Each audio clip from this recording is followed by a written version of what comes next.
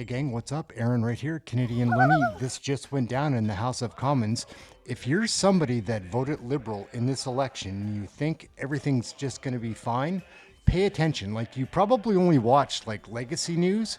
They don't show this stuff in context. Watch what the Liberals are doing about housing. There's a run here. This is all like one shot. Let's take a look. Be concerned about housing, guys. Oh, yeah. Honourable member for Parry Sound, Muskoka. Mr. Speaker, Canadians are being crushed by the housing crisis. The Liberals' own internal documents admit that housing now eats up 52% of household income. Wow. Mortgage delinquencies are at a record high.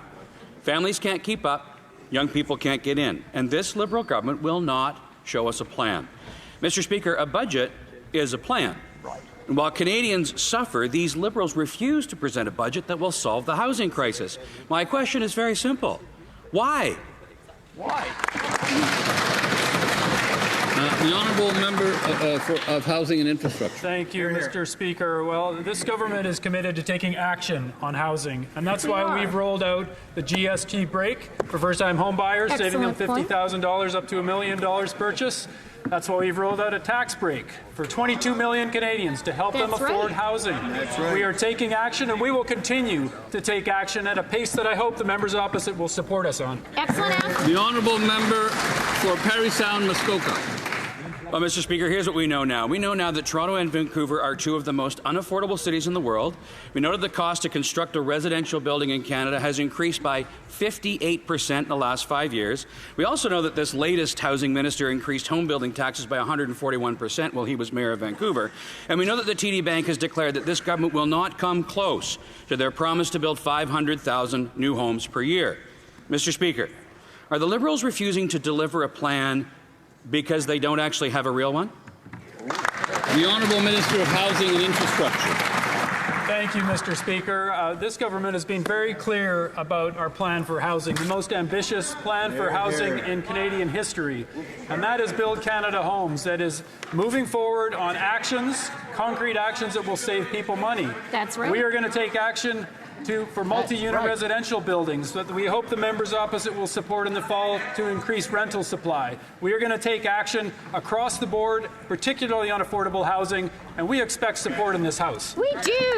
The honourable member for Thornhill. The housing minister who increased building taxes by 141% the last time he had a chance should be aware that Oxford's Global Cities Index found that residents of Toronto spend more of their income on housing than any other city in the world. But the man in charge of housing doesn't think that's a problem. He says that housing prices shouldn't go down, period. So if he doesn't think that housing prices should go down, can he tell the residents of Toronto just how much more of their income they're going to have to spend on their homes? Honourable Minister of Housing and Infrastructure. Thank you, Mr. Speaker. Well, I've got to say it's refreshing to hear the members opposite actually care about affordable housing, because they never did anything about it. That's right. That made life very difficult for mayors and premiers and housing ministers across the country that saw no support for 10 years from the members opposite in their government. Very true. We are taking action. We are committed to scaling up that action with Build Canada Homes and direct action in these weeks and months ahead. Thank you, Mr. Speaker. Honourable member for Thornhill. Mr. Speaker, forgive me if I'm a bit skeptical of the housing minister who increased the price of housing by 179% in just 8 years in Vancouver. They broke housing. They fueled inflation that drove up rates. They rewarded those who blocked housing construction. They supercharged immigration numbers that outpaced the availability of housing. He says we need affordable housing. Great. But then he turns around and says that home prices shouldn't go down. Both of these things cannot be true, so which one is it? The Honourable Minister of Housing and Infrastructure. Thank you, Mr. Speaker. I'm frankly not surprised to hear the confusion on the other side of the House when you put the words affordable and housing together. That's right. We're taking action on it, Mr. Speaker, and though the federal government does not control the price of housing, we want to see the overall cost of housing come down. That's why we are investing in local partnerships with cities across Canada to bring the development cost charges down for housing and deliver affordability. I really don't Honourable like that member guy for York already. Centre. Speaker, after a lost decade of this Liberal government, housing in Toronto is unaffordable. Last week, we learned that new home sales are at a record low. Now, according to Oxford Economics, as a result of high immigration, quote, residents of Toronto spend more of their income on housing than the residents of nearly every other city in the world. You'd think that that would prompt the Liberals to present a serious plan. Instead, they want to break for the summer without a plan. Speaker, will the Prime Minister respect the will of this House and pass a budget before his summer vacation? The Honourable Minister of Transport. Mr. Speaker, I really like to believe that all members of this House are sincere in their desire to make life better for Canadians, that they want to make life more affordable, that they want to get more homes built. And that is why I really hope that the members on the opposite side of the House will join us in supporting the One Canadian Economy legislation. This will help us build more homes faster. It will bring down prices for Canadians by 15% if we can remove all trade barriers in our own country. The Honourable Member for York Centre. The Minister of Housing said he doesn't want to bring down prices for Canadians. But, Speaker, Toronto residents can't afford a roof over their head. When I knocked on doors this spring, voters would tell me that they can't afford their mortgage. Or in apartments, they'd say, Roman, I can't afford my rent. It's heartbreaking. Liberal immigration policies are forcing Torontonians to spend more on their income on housing than anyone else on planet Earth. But the Prime Minister is failing Canadians and refuses to listen to this House. Speaker, when will the Prime Minister deliver a budget? The Honourable Minister of Transport.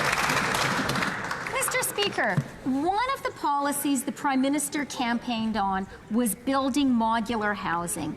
That is a way to get more homes built faster, and we know that by removing barriers to internal trade in our country, we can get a modular housing industry going in our country. Exactly. That is one of the solutions to the housing crisis. I hope the members opposite will be constructive and support this important legislation. Honourable Member Oh my God. for York Durham.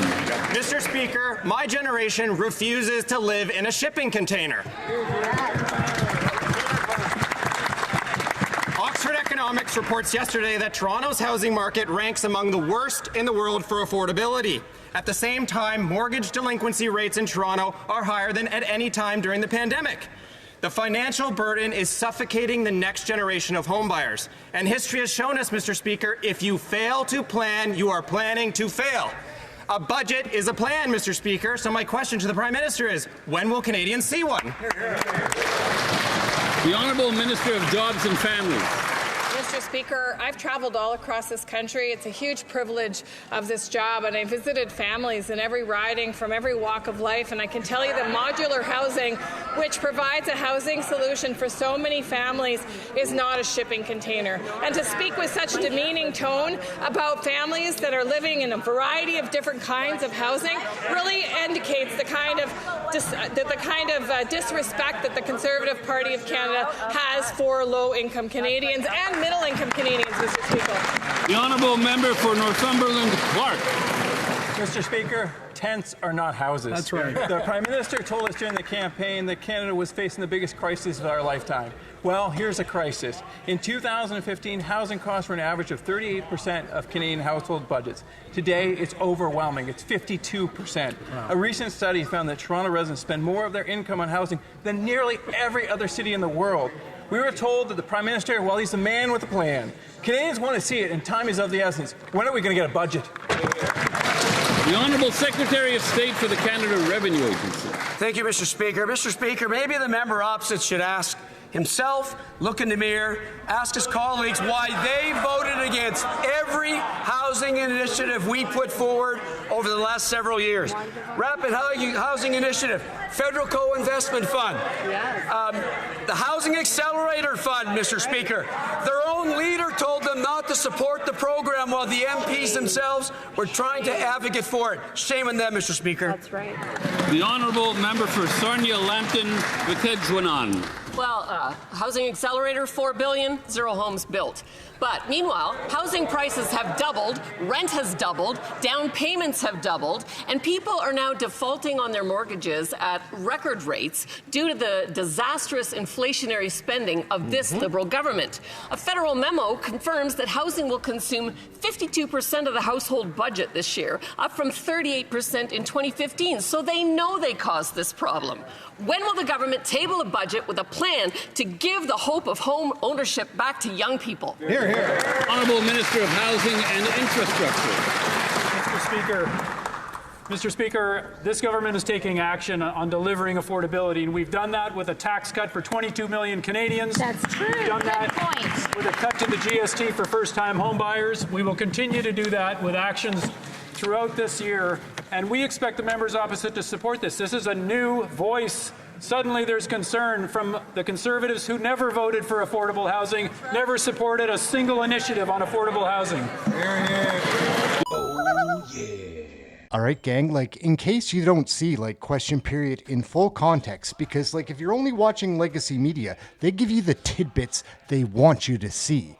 That is all in context, and the Liberals don't want you seeing it all in context because all they do is dodge, distract, divide, and delay. Like, they don't answer any questions. They're ruining our country, our economy. It's as simple as that. My name's Aaron, Canadian Loony. We watch this stuff live every day, make lots of other videos about Canadian federal politics, just trying to show people what is actually happening. Because, like, we try to show our videos in full context. That's why they're long. Because we're not just trying to show you what I want you to think. See it all. See both sides. And make up your own mind then. But if you're only watching, like, legacy media and judging, like, making your decisions based on what they're telling you, you're being misinformed very often. Divide, delayed, distracted. Like, it's wild. My name's Aaron, Canadian Loony. Come and join us for one of the live shows. We've got to go. We're out. Have a good evening, guys. Thanks for watching.